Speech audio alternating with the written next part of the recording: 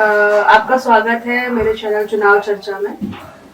मेरा सवाल है, अभी फिलहाल आप कांग्रेस से दावेदारी कर रहे हैं, लेकिन आप पहले जब विधायक रह चुके थे तब कुरावर में आपको धरने पर बैठना पड़ा था, जबकि आप जनप्रतिनिधि थे, आपको जनता ने चुना था। लेकिन क्या कारण रहा, क्या मजबूरी रही ऐसी कि आपने कुरावर में धरना दिया? सबसे पहले आपको नमस्कार।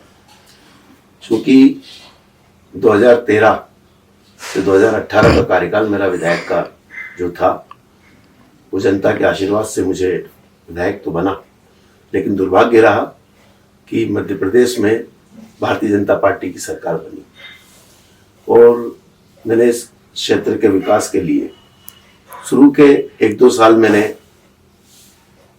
मंत्रियों से, मुख्यमंत्री जी से, अधिकारियों से चर्चा कर क्षेत्र के विकास के लिए बहुत सारा काम करने का प्रयास किया, लेकिन मुझे कोई सफलता नहीं मिली। भारतीय जनता पार्टी की सरकार भेदभाव करती है और मैं उस भेदभाव का शिकार हुआ। फिर मैंने निर्णय लिया कि क्षेत्र का विकास इस तरीके से नहीं हो पाएगा।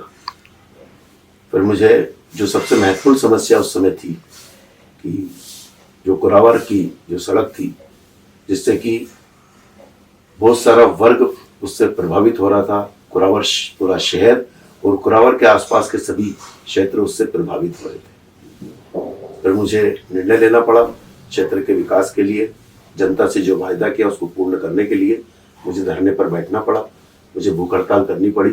और मैंने 7 दिन की भूख हड़ताल करने के बाद जब मुझे अधिकारियों के द्वारा आश्वासन मिला कि हम आपकी ये सड़क का निर्माण अतिशीघ्र करेंगे, तो फिर मुझे ये कदम उठाना। सर, पार्वती रेसी परियोजना के लिए भी आपका नाम आता है कि आप लेकर आए हैं और सारी चीजें हैं। आने वाले समय में अगर आपकी जीत होती है तो किसानों के लिए आप और क्या क्या कदम उठा सकते हैं? मेरे उस 2013 से 18 के कार्यकाल में सबसे बड़ी मेरी उपलब्धि रही थी पार्वती रेसी परियोजना। पार्वती रेसी परियोजना पिछले 60 वर्षों से इसके बारे में चर्चा हो रही थी, लेकिन कहीं कोई ठोस पहल नहीं हो पाई। मैंने 2013-18 में उसकी ठोस पहल की और हमारे क्षेत्र के एक IAS अधिकारी राधेश्याम जी जुलानिया, जो उस समय सिंचाई विभाग के प्रमुख सचिव थे, मैंने उनसे चर्चा करी और चर्चा करने के बाद उसका हल निकाला, उसकी ऊंचाई कम की और ऊंचाई कम करके हमने उस डैम को मैंने स्वीकृत कराया और तत्काल उसके टेंडर भी हुए। आज वो बांध पूर्ण रूप से तैयार हो चुका है। नहरों का काम करीब 40% नहरों का काम हो चुका है। निश्चित आने वाले समय में क्षेत्र की जनता को और इससे लगभग 114 गांव लाभान्वित हो रहे हैं, जिसमें सिंचाई के लिए सबको पानी मिलेगा और पीने के लिए पानी मिलेगा। तो ये मेरी बहुत बड़ी उपलब्धि 2013-18 की रही है, जिससे हम क्षेत्र के लिए एक अच्छा विकास का दरवाजा खोल सके।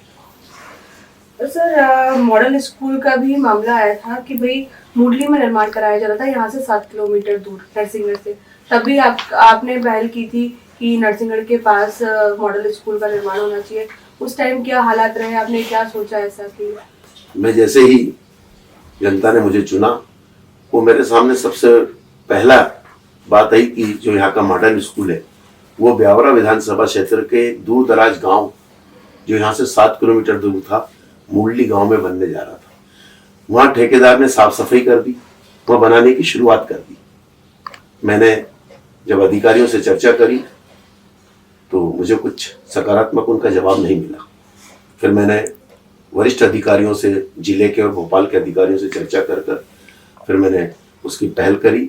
वन विभाग से हमने जगह का ट्रांसफर करवाया और ट्रांसफर करा के मैंने एक जो उचित जगह थी नरसिंहगढ़ के बिल्कुल करीब में, उस जगह पे फिर हमने मॉडल स्कूल की वापस शुरुआत करी।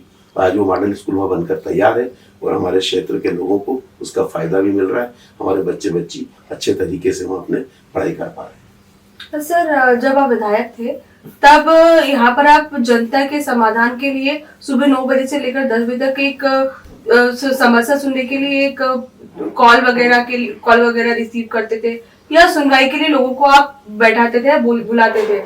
तो सर, अगर अभी आप चुनते हैं, क्योंकि आप ऐसे पहले विधायक थे जिन्होंने जनता की आवाज सुनी, तो आने वाले समय में अगर आप जीतते हैं तो भाई जनता की समस्याओं को लेकर या इनको लेकर वापस से इसी प्रकार जारी रहेगा सुबह आप उठेंगे और सबकी मतलब परेशानियां सुनेंगे और उनका समाधान की?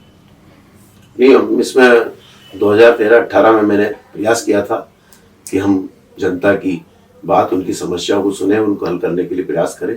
मैंने इसमें और ठोस प्रयास करना चाहता हूं मैं कि अगर मेरे इसमें 4 ब्लॉक हैं, जो 4 बड़े शहर हैं, नरसिंहगढ़, कुराबर, तलेन और टोड़ा। मैं प्रयास करूंगा कि जहां मार्केट डे होता है, जहां हाट बाजार लगते हैं, उस दिन मैं उसी क्षेत्र में जाकर वहाँ के लोगों से, वहाँ पे हम कार्यालय खोलें, वहाँ लोगों की समस्या हम लोगों सुने और उनका हल करने का हम काम करें। ऐसा मैं 4 ब्लॉक में जो हाट बाजार के दिन रहते हैं, ऐसा प्रयास करूंगा कि वहाँ कार्यालय खोलकर 4 जगह पर और हम क्षेत्र के लोगों की समस्याओं को सुनकर उनका निराकरण कर सकते। ठीक है सर, धन्यवाद आपका हमारे प्रोग्राम में जुड़ने के लिए। धन्यवाद।